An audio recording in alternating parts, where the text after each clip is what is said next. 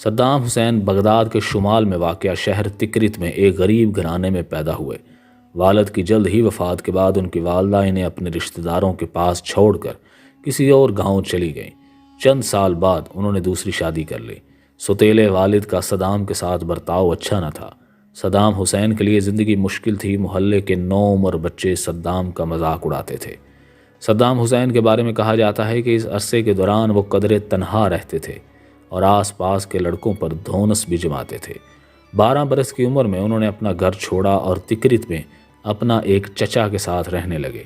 ان کے یہ چچا یوں تو استاد تھے، لیکن تاریخ عراق پر کتاب the modern history of Iraq کی مصنفہ پیبی مار کہتی ہیں کہ ان کا ماضی خاصا دلچسپ تھا۔ اپنے لڑکپن میں صدام حسین حکومت مخالف مظاہروں میں خاصے سرگرم رہے، مگر عراقیوں کی طرح وہ برطانوی نو آبادیاتی حکومت اور امیر جگیرداروں کے خلاف ہوتے چلے گئے۔ سن 1958 کے انقلاب میں عراق میں برطانیہ حامی بادشاہت کا خاتمے کے بعد ملک میں پرتشدد بحرانی دور کا آغاز ہوا، لیکن صدام حسین کے لیے 60 کی دہائی اہم ترین ثابت ہوئی۔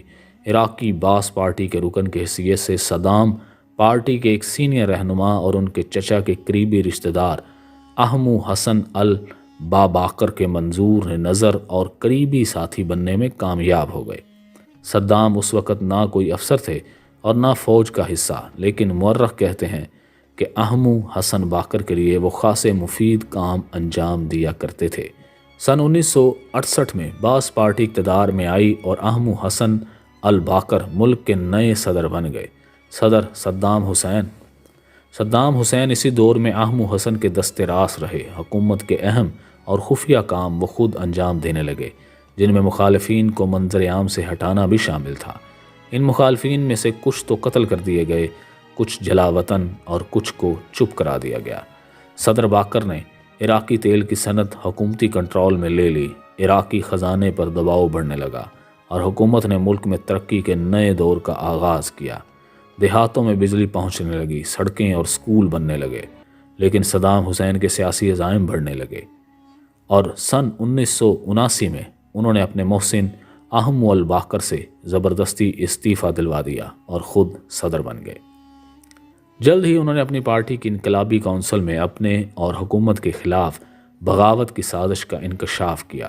اس سازش کو منظر عام پر لانے کے لیے صدام نے کونسل کے اراکین کو ایک اجلاس طلب کیا۔ اس میں صدام حسین اسٹیج پر بیٹھے سگار پیتے دکھائی دیتے ہیں، جبکہ بغاوت میں ملوث افراد کے نام کی فہرست بآواز بلند پڑھی جاتی ہے اور جنہیں باری باری اجلاس میں باہر لے جا کر گرفتار کر لیا جاتا ہے یا ہلاک کر دیا جاتا ہے۔ اس اجلاس کے شرکاء جذباتی انداز میں بآواز بلند صدر صدام کو اپنی وفاداری کا یقین دلاتے ہیں اور نعرے لگاتے ہیں۔ اس کے بعد باس پارٹی کی حکومت صدر صدام کی شخصیت حاوی ہوتی گئی اور جیسا کہ مورخ پی بی مار نشاندہی کرتی ہیں، اگر کوئی سیاسی نظریہ بچا تو وہ صدامزم کا تھا۔ آنے والے دنوں میں صدام کے سیاسی عزائم عراق کی حدود سے واضح طور پر بڑھنے لگے اور وہ خود کو عرب دنیا کا رہنما اور تاریخ میں اپنے آپ کو صلاح الدین ایوبی جیسے سپہ سالار کے برابر سمجھنے لگے۔ ان کی شخصیت کے اس پہلو کے بارے میں مورخ کہتے ہیں، صدر صدام کے جارحانہ عزائم کی پہلی مثال جلد ہی 1980 میں اس وقت سامنے آئی جب کہ فوجوں نے ہمسایہ ملک ایران پر پیش قدمی کی۔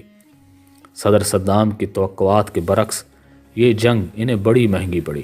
8 برس جاری رہنے والی اس جنگ میں 10 لاکھ افراد ہلاک ہوئے۔ اس کے علاوہ جنگ کے نتیجے میں عراق کے خزانے پر بڑا بوجھ ثابت ہوئی۔ صدر صدام نے ہمسایہ ملک سے اقتصادی مدد مانگی۔ انہوں نے کویت پر عراقی تیل چوری کرنے کا الزام عائد کیا اور مطلوبہ معاوضہ نہ ملنے پر اگست 1990 میں عراقی فوجیں کویت میں داخل ہو گئیں۔ صدر صدام کو یہ فوجی اقدام بڑا مہنگا پڑا۔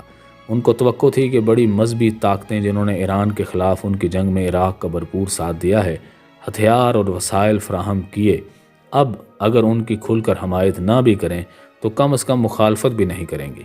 لیکن حالات بدل چکے تھے اور امریکہ اور اس کے اتحادیوں کے لیے خلیج میں اپنے مفادات یعنی تیل اور اسرائیل کی حفاظت ہر قیمت ضروری تھی، اور اسی لیے امریکی قیادت نے آپریشن ڈیزرٹ اسٹارم کے تحت دسمبر 1998 میں امریکہ اور برطانیہ نے عراق پر جنگ مسلط کر دی۔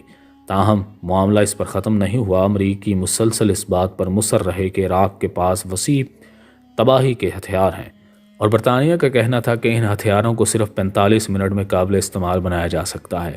اس کے علاوہ عراق پر جوہری ہتھیار بنانے اور حاصل کرنے کا الزام بھی لگا، لیکن عراق پر امریکی حملے اور قبضے کے بعد سے اب تک ان میں سے کوئی بھی الزام ثابت نہیں ہو سکا۔ عراق امریکی اور برطانوی گٹھ جوڑ میں شامل ملکوں کو اگرچہ اقوام متحدہ اور سلامتی کونسل کی حمایت حاصل نہیں تھی، اور اقوام متحدہ کا معائنہ کاروں نے امریکی برطانوی گٹھ جوڑ سے کیے جانے والے دعووں کی تائید بھی نہیں کی، تاہم اس گٹھ جوڑ سے حملہ کر دیا گیا اور اس وقت عراق پر امریکی گٹھ جوڑ کا قبضہ ہے۔ اس قبضے کے بعد 22 جولائی 2003 کو معزول صدر صدام کے دونوں بیٹوں کو، اودے اور قصے کو، عراق کے شمالی شہر موصل میں حملہ کر کے قتل کر دیا گیا۔ عراق کے صدر صدام حسین نے امریکی صحافی کو انٹرویو دیتے ہوئے کہا تھا کہ جنگ سے بچنے کے لیے وہ جلاوطنی اختیار نہیں کریں گے۔ صدام حسین کے نجی محافظ محمد ابراہیم نے امریکی افواج کو صدام حسین کی پناہ گاہ کا پتہ دے کر انہیں $25 ملین میں فروخت کر دیا تھا۔